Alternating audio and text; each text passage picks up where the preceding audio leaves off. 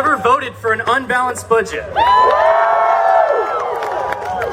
Never voted for a federal restriction on gun ownership. Never voted for a congressional pay raise. And never taken government-paid junkets. And he has never voted to increase the size of the executive branch. On top of all of that, he returns a portion of his congressional salary to the U.S. Treasury every year. What congressman does that? A family man of 55-year marriage. Ladies and gentlemen, I'm proud to introduce to you Dr. Ron Paul.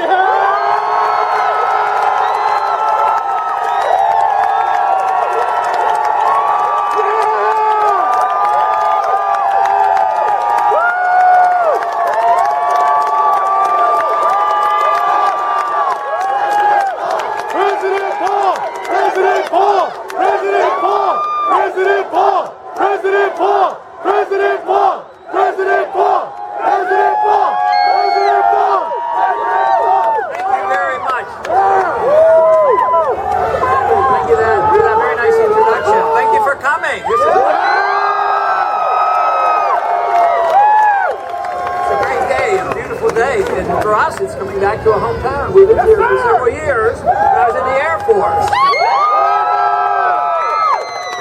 Way back when, in the 1960s, I was the flight surgeon at Kelly Air Force Base, and we loved Texas, so we ended up living in Texas. And my wife Carol's here with me tonight. Daughter Linda is with us also. Okay, that's better. Have the mic. There we go. A little bit better. No, but thank you very much for coming. This is wonderful. You know, I got some good news. At least I think it's good news, because they're claiming, you know, the campaign's over. When are you going to drop out? No. Yeah, that's what I say too. I'm glad you agree. But today they had a Rasmussen poll that came out, and lo and behold, Romney's not doing badly. But it might be reflecting, you know, that the president is not doing so well. And they came out tied. They were 50-50, but they used my name, which they don't do very often. You know, sometimes they think we don't exist. They did that, and we win by 1 point over the president.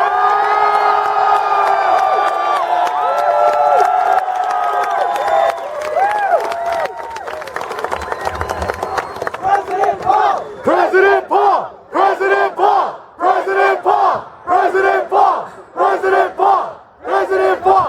They would like to pretend that we don't exist, that we don't have a campaign, nobody's interested. The other day there was a headline that says, "Where's Ron Paul? Where is he gone?"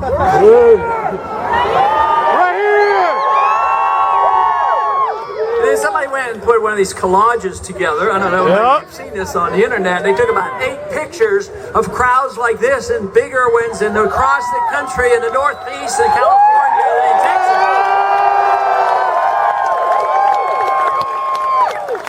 So the real question is, where's the media been?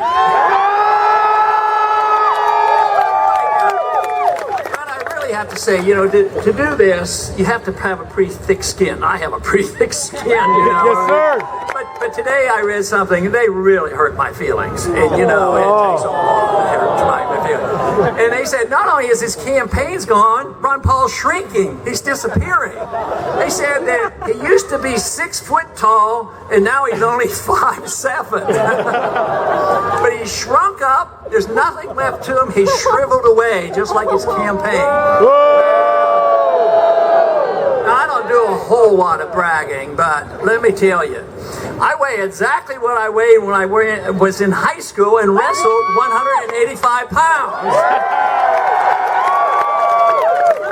So, I don't know. I'm coming to the conclusion that sometimes the media is biased. Do you ever think that could be possible? Yes, sir. But like we say, you can't stop a message whose time has come. No matter what happens, they're going to hear from us. Yes, sir. And of course, course, this message is very clear and it's very necessary. The people are responding. Exactly what will happen in the campaign, nobody knows. How many people in the last week or 2 days ago who write about politics constantly and on the air constantly about politics, how many times did you hear a prediction that Santorum was going to drop out? Nobody predicted that. Things change rather rapidly. So it would really surprise me tomorrow. It would shock the nation if Romney drops out tomorrow, wouldn't it? No, we don't know the future, but we do know what can happen if we don't do a job to change people's minds. And that's what we're involved in. We're involved in not only running to win and have an influence, but we really want to convert people into having some beliefs and convictions and understanding about what true liberty is all about. And that's where we're winning, let me tell you.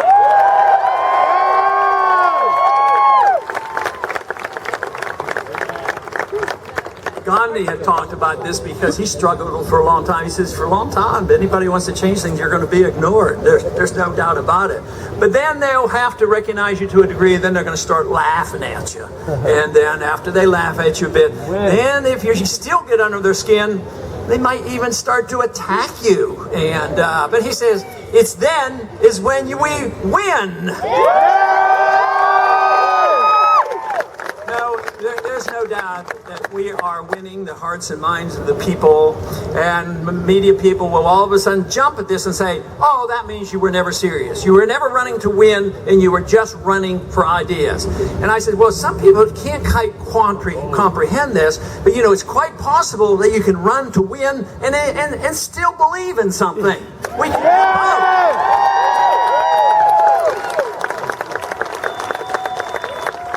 That's obviously what I did at the congressional level. You know, the truth is I was a pessimist about ever winning an election to Congress, but the response was favorable, and I didn't have to change my ways. I believe that if the seat in Congress meant anything, I had to be re-elected on those terms that I ran on, and therefore the voting record was critical, and lo and behold, the people who knew me best endorsed these views. Now a few more people are getting to know what we're talking about, and they're endorsing these views.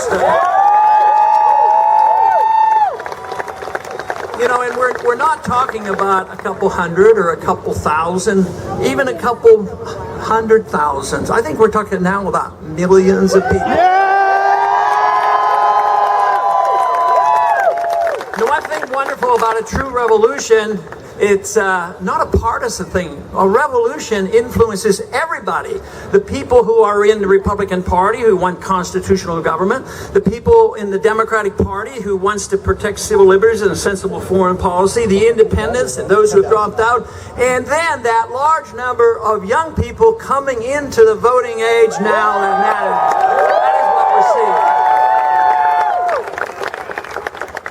I remember very well because it occurred in 1971 when I got very much more interested in politics, because in 1971 when Nixon closed the gold window and acknowledged that we could not sustain a gold standard, he also made the statements, we're all Keynesians now, which meant, let you know about that guy.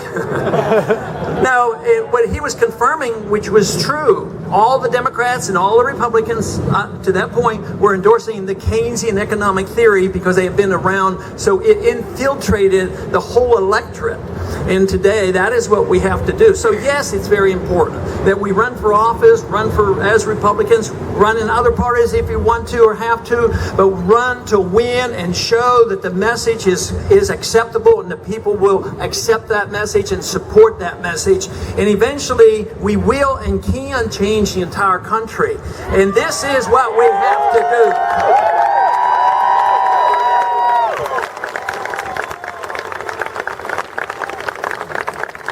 You know, I ask so many people, some young people, just why is it that you find support for this message? And I generally get different answers.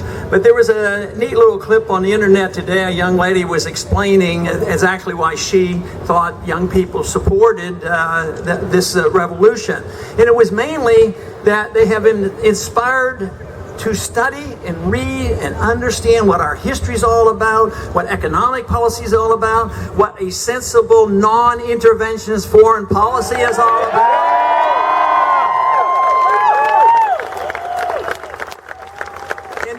The answers don't come strictly politically, but the answers come through the political process of looking into it and studying and understanding and getting the ammunition. But some people say that, it's good. I think that some people say it's only education. Other people say, no, it's only politics that counts. There's no reason why you can't think both counts. Just think about the founders. They were very well educated. They knew the philosophy. But believe me, they believed in political activity, political action, and they took action. So yes, it is important for the educational trends to continue, but it's also important to have political action. And that is what we're seeing today. We're seeing the political action, the people coming out, and exactly when the process climaxes and changes and say the country's different, you're way ahead of Washington, D.C. You have to understand that, because Washington, D.C. is what we have to change, because they're not listening to us, and we need to make sure they do hear us.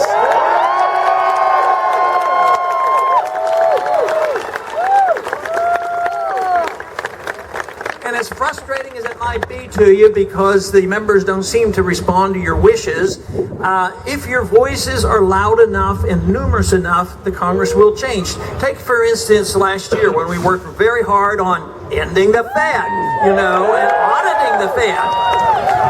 Well, we got that bill passed in the House. The powers to be made sure it didn't get passed in the Senate, but a partial audit occurred. We know more about the Federal Reserve today than we have in its past 100 years. So a lot of progress is being made, and now we have the chairman of the Federal Reserve at the point on being on the defensive. He has to hold press conference and put spin on what he's doing. So we're making great strides.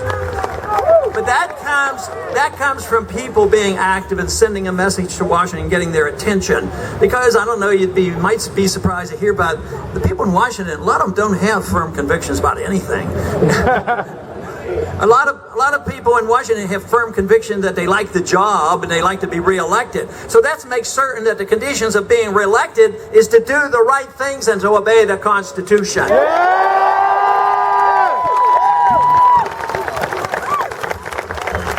In another area, we've had some pretty good success, at least relative success so far, and that was to stop the intrusion of the federal government on the internet, which needs to be protected.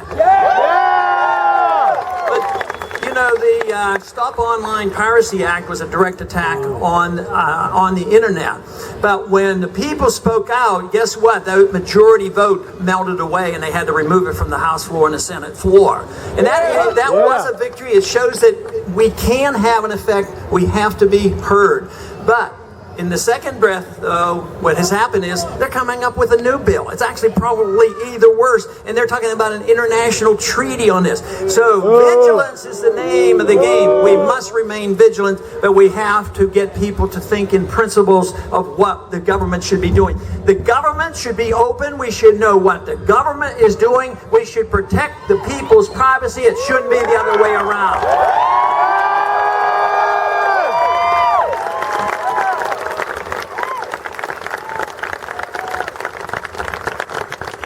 When I believe it was Benjamin Franklin said that, if you ever sacrifice your liberties for safety, you won't have either one. And I'm afraid that's what we're doing. And I heard that so often. This was so disappointing after 9/11 that people say, oh, it doesn't bother me.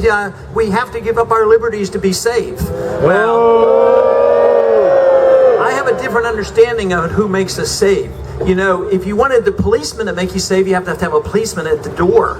And you have to have, if the federal government's to make us safe, they have to do the same thing. The purpose of the government and the officials, they take an oath of office not to enhance their political party or make you safe. They're to obey the Constitution is what they're supposed to do. But after after 9/11, I certainly understood the stress after 9/11, but not assessing and not understanding or ever even knowing what the CIA has taught us, that if you're careless with your foreign policy, watch out, you might get blowback, and we ought to know about that. So this is what we have had to put up with. But just a couple weeks after 9/11, a bill that had been in process that they couldn't get passed because it was such an attack on our liberties, and that was the onerous Patriot Act that should have never been passed. So what do we have now? We have a Patriot Act which repealed the Fourth Amendment, and we have TS agents that sort of treat you like a terrorist at the airports. So we have to be aware of that, and so many things are going on under the atmosphere today, because though we're winning the intellectual fight, those who have the power and those who have the wealth that they get from this power will not go away quietly, and they are going to fight, and they're going to be tenacious. And guess what? The power struggle in Washington, the pretense of the Republicans fighting with the Democrats, it isn't philosophic. It's over who gets the power and whose special interest gets the benefits. And this is the reason that right now it is recognized that there's not much to pass out anymore. We're a poorer nation. The wealth that we have is based on debt. The middle class is shrinking. They're poorer. They're losing their houses and they're losing their jobs. And we're a long way from resolving the economic crisis that has been brought on by bad fiscal policy and horrible monetary policy, and that has to change.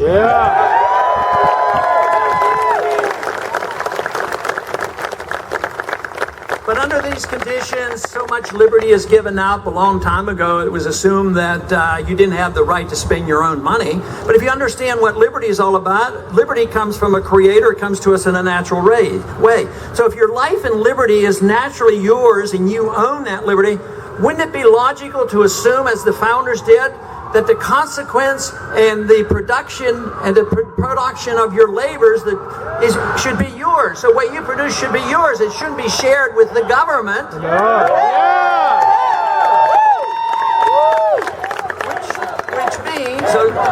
Which means, of course, that we need a whole generation to agree with the founders who didn't like the idea of an income tax, didn't give it to us, and we got that in the progressive era. At the same time, we got the Federal Reserve and the foreign interventionist foreign policy. So it is this acceptance, casual acceptance, because it's at the beginning, it's slow and nobody notices. We give up a little economic liberty here and there. It eventually doesn't help the people it was intended to help. It goes to serve entitlements to the very wealthy. That's essentially what inflation does. You print money. Whoever gets to use the money first have the benefits, but you get it last. The banks and the big corporations, the military-industrial complex, foreign governments and foreign central banks and foreign aid recipients, they get the money first. When it circulates and come back to you, you get the inflation. And who does it hurt the most? The very people we pretend to take care of from cradle to grave. The people now who have paid into Social Security for all these years, and they're on Social Security benefits, and the benefits are automatically going down because the purchasing power is going down and the price of everything is going up. And what does the government tell you? Oh, don't sweat it. There's no inflation out there. Yeah, we do know. We do know that the old calculation of the CPI is about 8 or 9%, and the people who want to save their money and try to take care of themselves, what do they get when they save their money? Because the system is rigged to give the banks the money for 1%, guess what? The people who are saving want to take care of themselves. They end up with earning 1% instead of 5 or 6%. So it really crimps their styles and makes it so difficult. So the whole system has to be changed, and we have to have a better understanding of economic policy and monetary policy. We have to understand the principle of private property. We have to have an understanding of contract rights. And these are just basic fundamentals of a free society. But once it's designed to help certain groups, it ends up those who have the biggest clout get to be the recipients. So we have to address that in a structural way. We have to address the subject of personal liberty in a structural way, because if it is our lives and our liberty and the fruits of our labor belong to us, it means that individuals, if you're allowed to keep what you earn and you assume responsibility for yourself, you're allowed to make your own mistakes, but you're not allowed to put your mistakes on your neighbor. You can't dump it on somebody else. You have to assume that responsibility. Now, even though it's been gradual, we have delivered so much of that responsibility to our federal government and a lot to our state government that people will be taken care of from cradle to grave. People have a right to medical care and a right to education, a right to a job, and a right to a house. Those aren't rights. And if you think they're rights, then we're very much misled. You have a right to your life. You have a right to your liberty, but you don't have a right when the government says, we can give you this and it's for free. One time on TV not too long ago, it was actually a British citizen that was interviewing me. He says, well, in England, we get free medical care. I said, there's no such thing as free medical care. There's no such thing as freedom. Nope. You have free stuff. You have to take it from somebody to give it to somebody else. Now that whole system would be hard to argue against if they actually took care of the poor and nobody else benefited. The poor were helped and the economy thrived. But of course, what happens is the special interest gets the deal. The poor get poorer, and it doesn't work. And this is why we live in a very special era right now. And it's been going on for 4 years. And this is why there's so much excitement about addressing these problems.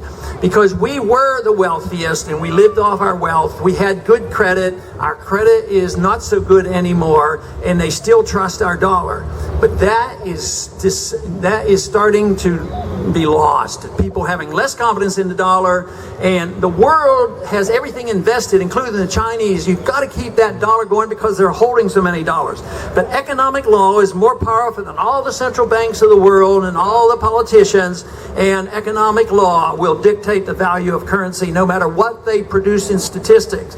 And we're in this process right now. It's very, very dangerous. We're at the biggest debt bubble in the history of the world. We are the biggest debtor in the history of the world. It's never been as pervasive, and it's based on this idea of the fiat dollar. And this is what I sensed in the early 1970s when the dollar was king, but there was no more linkage, no more restraints whatsoever on the production of dollars, which ushered in this age of big government spending and deficits and bringing this mess to us now. So what is the correction for this? Well, all these things could have been prevented if we had only sent individuals who actually read the Constitution, understood it, and had obeyed the Constitution.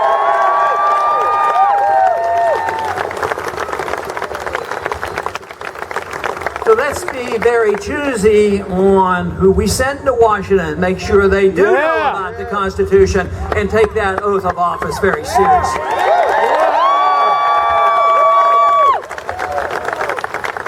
As president, I would never legislate through the executive order because it's illegal.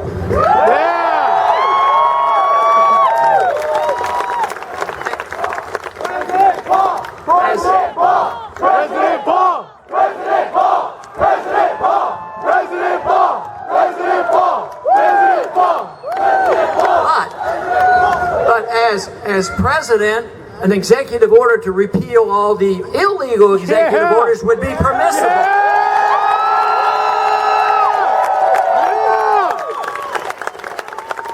And of course, the executive order by our current president says that he has the authority on his own to assassinate American citizens. We'll repeal that one for sure.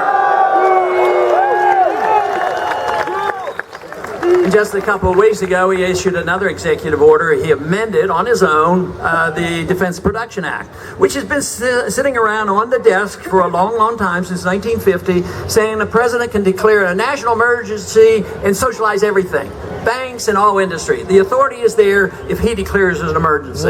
It hasn't been used, but Obama just changed this to say that he can have this authority not just in times of war, but in times of peace as well.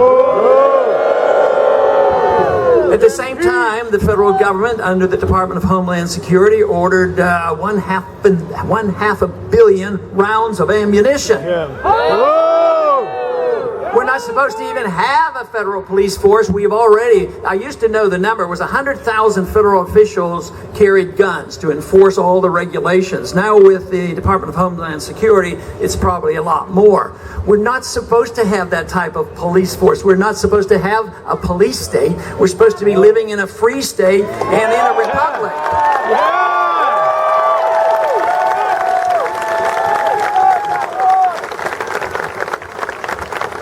A lot of changes have to occur, but they're all based on this idea of liberty, protecting the individual. Foreign policy is the same way. If you don't have a right to go into your neighbor's house and tell him how to spend his money or tell him how he should run his personal life, why in the world do we assume that we have the moral authority, the constitutional authority, or the money to go around the world telling them how to run their country? I say quit, bring them home.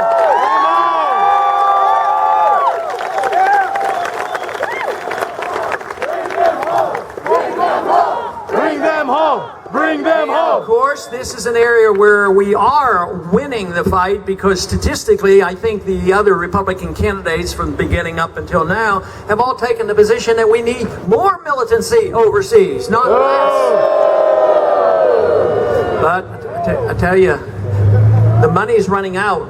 So it will end. We know that. We didn't have to fight the Soviets, thank goodness, but the Soviets lost for economic reasons. And right now, our greatest threat is here domestic. Our greatest threat to our liberty is here at home.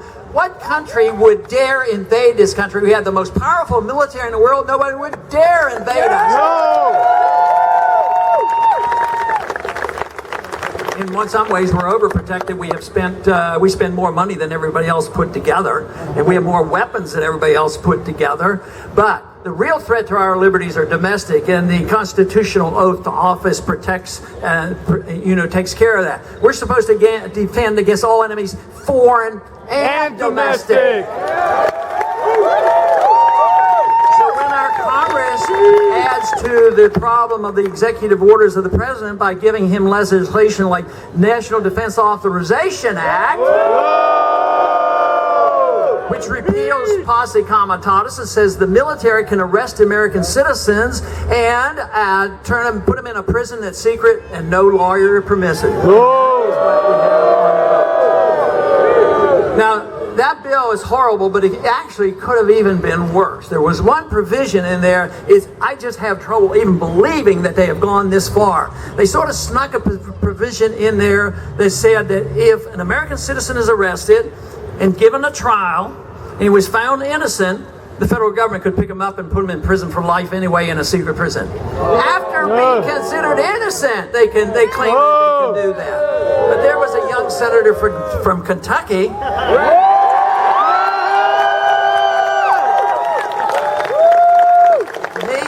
To be aware of this and went down and objected to it on unanimous consent. And when it was brought to their attention, we don't know how that got in there.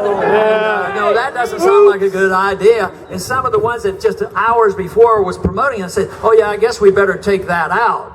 But that is what it takes. Vigilance from all of us of what's going on, and even back to this internet, the vigilance has to be continued because they have more laws prepared, and we have an international treaty at the United Nations. They're trying to take over internationally control of the internet as well as the monetary system. They know what we know about the fragility of our monetary system, and they're making their plans. But believe me, they're not the plans of the Constitution. It's not gold and silver. It's fiat money run by the United Nations and the IMF. But the answers are rather clear. We had a wonderful, wonderful introduction to the concept of liberty. We had the best system, the best constitution, flawed though, obviously, but at least it granted a maximum amount of liberty. We had the freest and the wealthiest country ever. But I do not believe we can say this now. The statistics are starting to show that we are not the wealthiest country. We're with the largest debt in the world. You can't be the wealthiest country anymore. So, and the production is going down. So this to us, all of us, should mean that we have to change this, and we have to get people's attention, which means that we have to make sure that people know exactly what we're doing and why we're doing it, why it's in their best interest.